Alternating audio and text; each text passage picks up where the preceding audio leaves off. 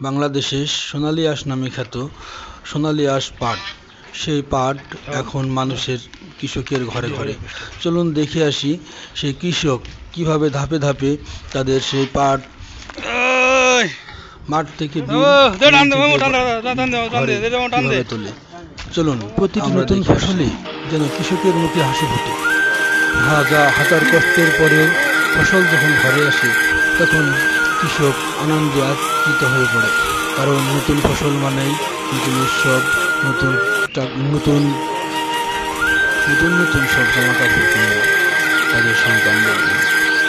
এভাবে প্রাচীনকাল থেকে বাংলার ঘরে ঘরে প্রতিটি ঘরেই তৈরি হয় পাটজাত দ্রব্য, যা আমরা বিভিন্ন সময় সেই পাটের ব্যাগ সহ বিভিন্ন তৈজসপত্র, বিভিন্ন রকমের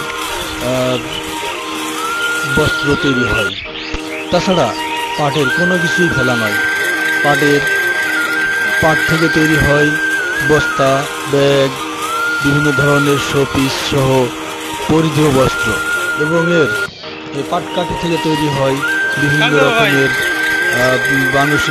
সাধারণ মানুষের বাড়ির